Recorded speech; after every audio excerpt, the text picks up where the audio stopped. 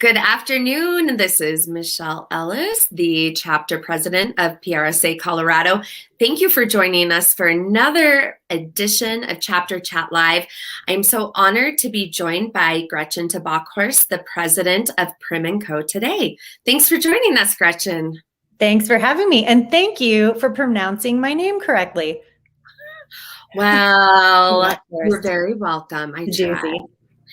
So one thing I forgot to mention when I introduced you, you were also recognized as PRSA Colorado's PR Person of the Year in 2020. So congratulations. Thank you. Such an honor. That was quite the surprise. And thank you. Thank you for being one of my nominators. Of course. Well, I am excited for you to be able to kind of share your story today. So let's just dive right in. Could you start by kind of explaining how you got to where you are professionally today? Sure. So it was definitely a bumpy road. It hasn't all been pretty. I graduated from CSU. I had internship experience. I thought, all right, now I'm just going to get a job in PR and it's going to be just smooth sailing from there now that I have my degree. And unfortunately, I think as a lot of college graduates experience, it wasn't easy. It was really hard to get that initial foot in the door. I ended up temping on the PR team for the RE/MAX headquarters. I got a job through a temp agency. And it was part-time, but I was ecstatic. You know, I had a real job at a corporate office, and other people, I didn't have benefits because I was part-time, but people around me did. I felt like it was real. And then was soon promoted, and that ended up turning into a full-time position, thankfully. After that, I was recruited by one of the sponsors of some RE/MAX events to do PR for Adams Golf. So ended up moving to Dallas, Texas, and worked there for a couple of years, doing PR for their Long Drivers brand. It's a special kind of golf club driver that hits the ball very, very far. So lots to talk about. Was laid off because we lost two of our primary investors in the brand. And that was tough. I had dropped everything. I had moved to Texas. I had said goodbye to my friends and family to embark on this new adventure. And then I was laid off.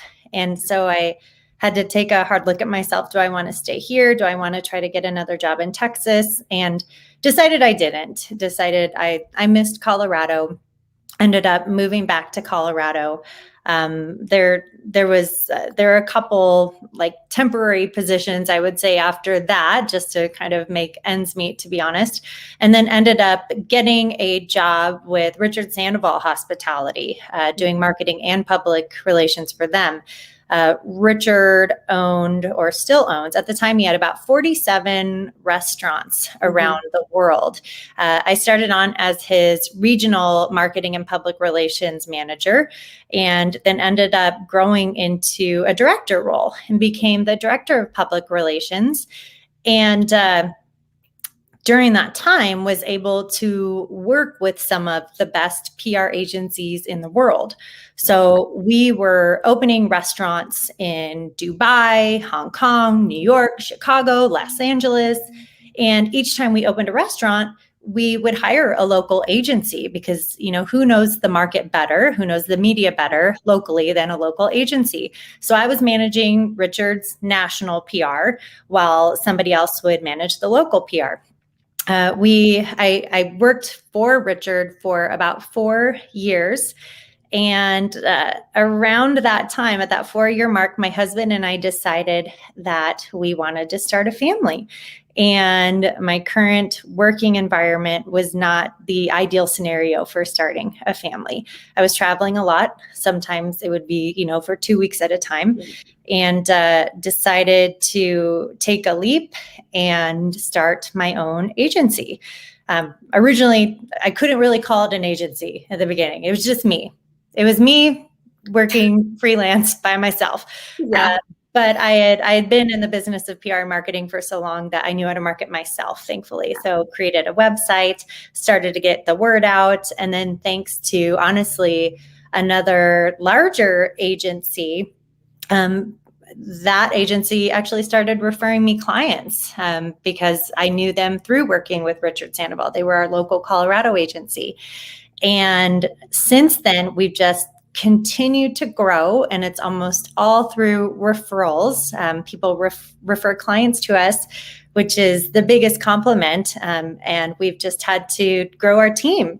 And now we have 8 full-time employees. So we're still relatively small in the grand scheme of things, but I do think we'll add to our team this year too. That is fantastic. So you work in hospitality a lot with Prim Co. So everybody look at the bottom. We've got a little ticker. You can check out their website and learn more about the work that they do. But you really have grown Prim immensely since you founded it. How have you made that happen? It's a variety of ways. Like I said in the beginning, some of it, especially at the beginning stages of the business, was referrals. So, a larger agency who requires a larger retainer has certain requirements. And if a company could not meet those requirements in terms of budget, that agency would refer them to us. And we were small, or, at a certain point in time, it was just me. And so I was open. I didn't have the overhead. I didn't have people to pay. And so it worked for me to take on these smaller clients. So, my first client actually paid me $750 a month. So I went from making a director level salary for an international restaurant group to $750 a month. And my husband thought I had lost my mind, but I said, just give it some time. If after 6 months we are, just still at $750 a month, we'll talk and I'll start looking for something. But thankfully, that particular client ended up referring me to another friend of theirs who was opening a business. And I ended up getting a little bit better at SEO, just, optimizing my own website, making sure that we were popping up when people were searching for Denver public relations, Denver hospitality, public relations, those specific keywords. That's how a lot of people will find us now. And then networking, it seemed like such a cliche, and, we all kind of dread going to those events where it's like, oh, I have to meet people, shake hands, talk to a bunch of strangers. But a lot of the business I've ended up generating has been through just collaborative partnerships and friendships and professional relationships that I've created throughout the years. And, that person knows a person who knows a person who's opening a restaurant or launching a product. And they say, I think I know somebody who does PR. And that referral is so much better than SEO. So, that means the world to someone when they have a personal connection to the potential agency, because that builds trust. And so I think just meeting people and staying in the industry, meeting new people in business and hospitality, that has been a big part of the success. Well, and a shameless plug for PRSA Colorado. That is a huge component of the association. Is it gives us these incredible opportunities to network and meet people. I think you and I met vicariously through an introduction from another PR agency owner whom I had met through PRSA Colorado. Yep. I mean, there's so many connections with PRSA. And I love, something I love about the organization in general is that everybody cheerleads for each other. In theory, we're all competition, or at least as agency owners, we are.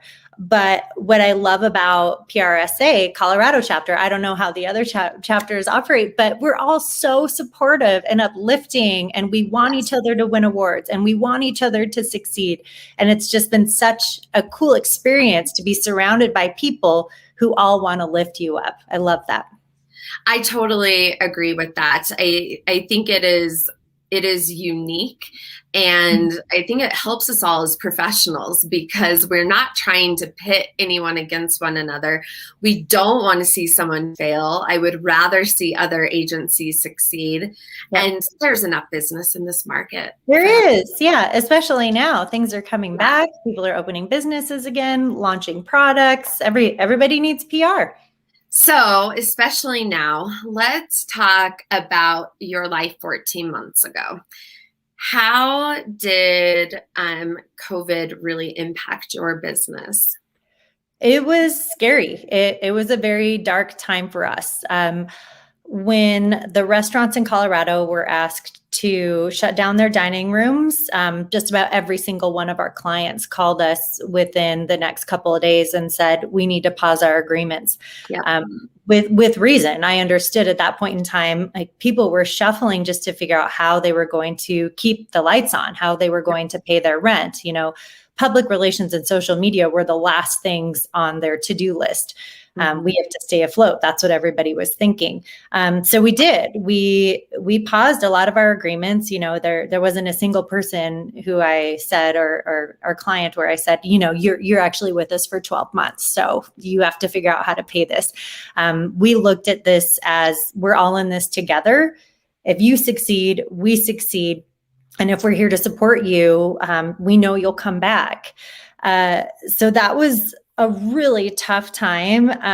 It was also a time we diversified. So knowing that the restaurant industry was not going to support Prim as a business, the hospitality industry in general, it wasn't going to work. We had to bring on new types of clients, and we did. We ended up bringing on an insurance company, an accounting firm, a athletic chalk company,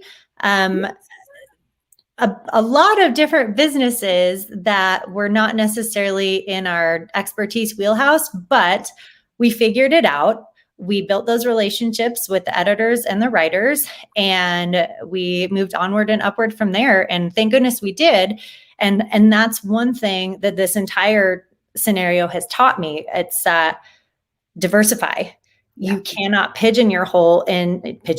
You can't pigeonhole yourself into one specific category, because if for some reason that part of the market collapses, you need some other source of income.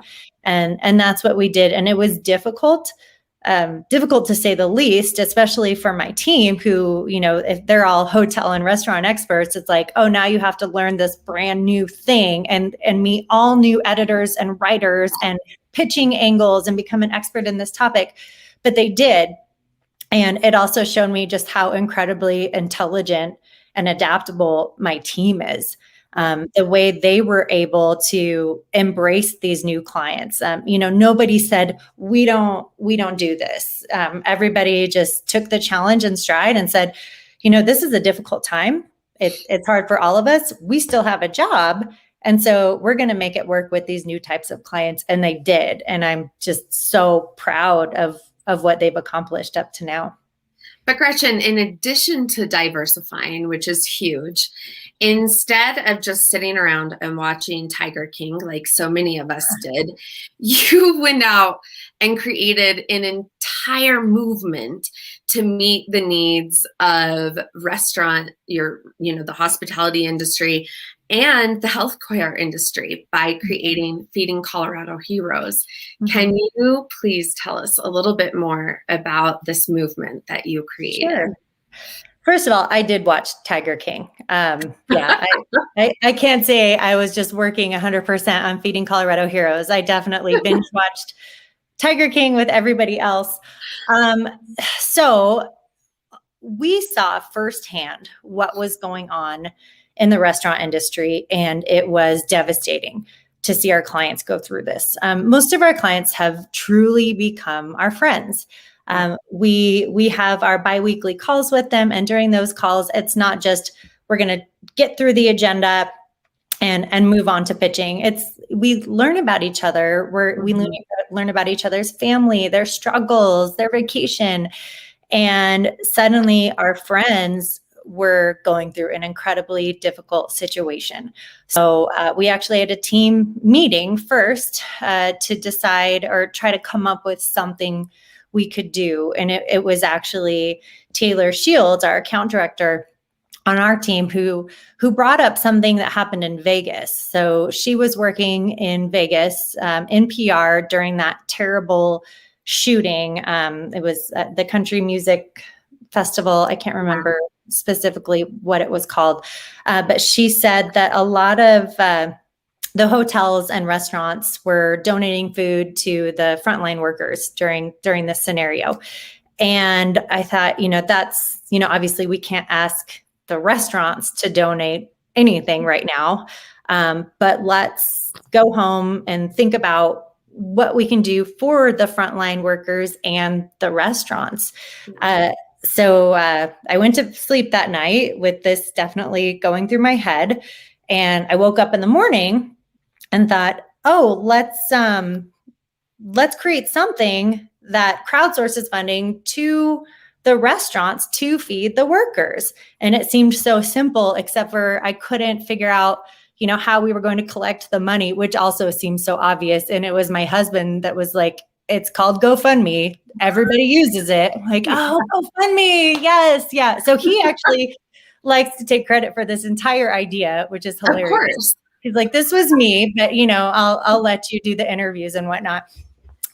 So we ended up just that day, we were working remotely at this point. I emailed Taylor and I said, I think I have an idea for how we can help. It's similar to what you said in terms of helping the frontline workers, but this is also going to generate revenue for our friends in the restaurant industry. And thankfully, we are in the world of PR. And so we got going on a press release, on a media list, and started got the GoFundMe page up and running, obviously.